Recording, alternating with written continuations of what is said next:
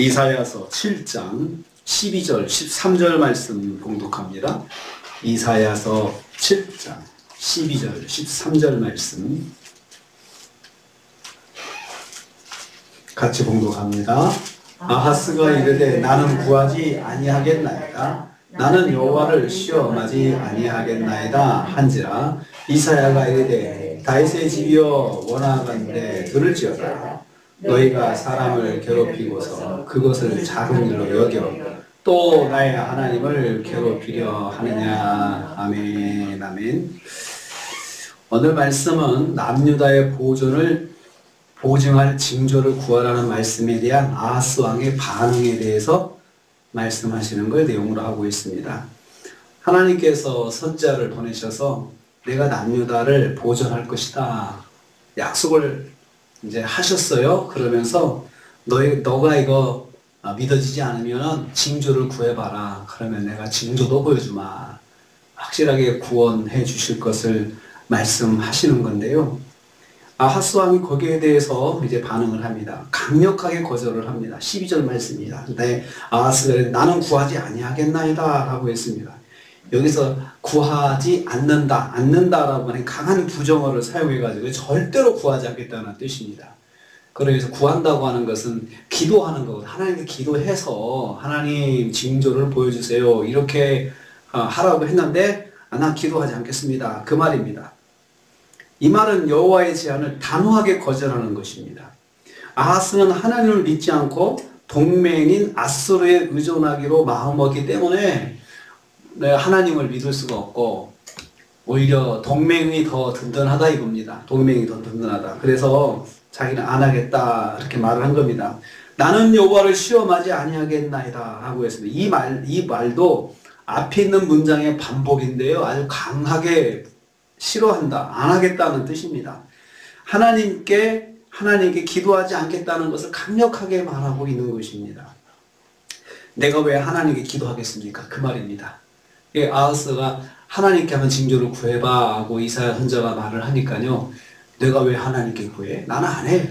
그러면서 나한테는 아수르가 있는데 왜 내가 하나님한테 그렇게 의존해야 돼? 라고 하면서 그렇게 반발을 하는 것입니다. 하나님을 믿지 아니하니 하나님께 기도하는 것도 할 수가 없는 것입니다. 그래서 기도하라는 그 권면을 강하게 부정하고 있어요. 아주 싫어하고 있어요.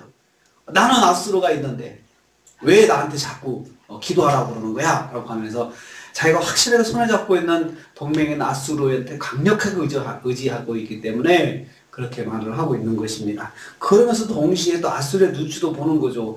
나한테 의지한다면서 또 기도하고 있어? 이렇게 하면 또 아수르가 섭섭하게 생각할 것 같으니까 아주 강하게 그런 제안 자체를 아주 밀어내는 거죠. 확 그냥 떨쳐버리는 겁니다. 하나님을 믿지 아니하면 하나님께 기도도 할 수 없는 것입니다. 아무리 기도하라고 그래도 믿지 아니하면 할 수가 없는 것입니다. 두 번째로 이사야가 다시 한번 아하스를 권면합니다. 13절입니다. 이사야가 이르되 다윗의 집이여 원하건대 들을지어다 라고 하면서 다시 한번 권합니다. 아하스 왕의 거절의 답을 들은 이사야 선지자의 마음이 안타깝게 타들어가고 있는 것입니다. 다시 한번 청원합니다. 아하스 왕을 다윗의 집이여 라고 부릅니다. 원래는 아하스의 집이여 이렇게 불러야 되거든요. 하지만 다윗의 집이라고 지칭을 하고 있습니다. 다윗 왕이 다스리던 시대의 이스라엘의 왕실을 말합니다. 다윗의 집은 여호와 하나님을 전적으로 의지하고 하나님의 뜻을 따라 통치를 수행했던 왕실이었습니다. 그로부터 수백 년이 지나면서 다윗의 왕실이 불신앙의 집안이 되고 말았습니다.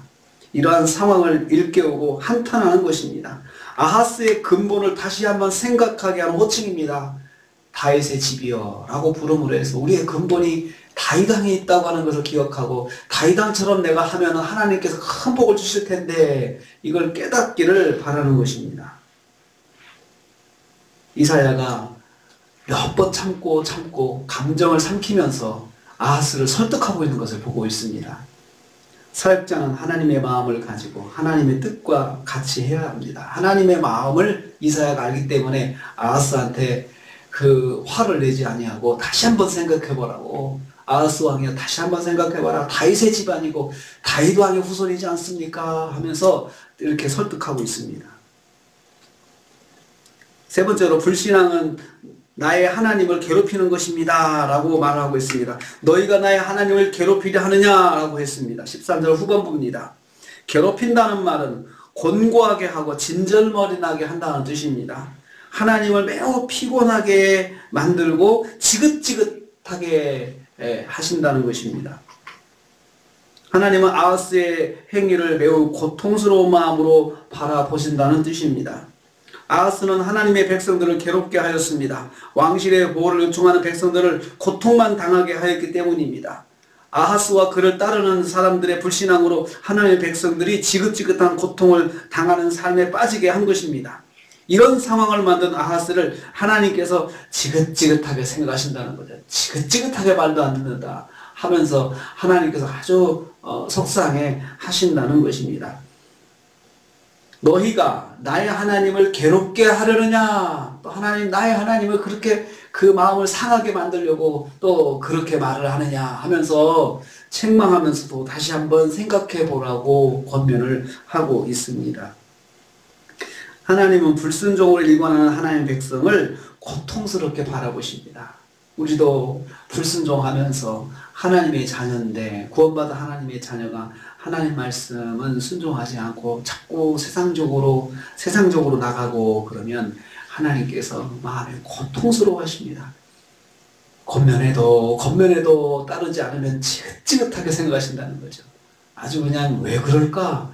이 녀석이 왜 그러나? 하면서 하나님께서 마음의 고통스럽게 생각하십니다. 이것은 포기하지 않으시니까 그런 거죠. 포기하지 않으시니까 고통스럽게 생각하고 지긋지긋하다 생각하시는 거지, 포기해버리고 아예 상관없다 생각하면 그런 마음도 필요가 없잖아요.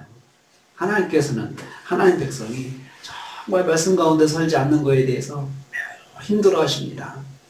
이 아하스 왕이 다윗 왕의 자손인데도 불구하고 그럴 때 하나님께서 그렇게 붙잡으시면서 마음 아파하시는 것을 여기서 볼 수가 있습니다. 하나님은 우리 하나님의 백성들에 대해서 아주 큰 애착을 가지고 계십니다. 아주 애착도 보통 애착이 아닙니다.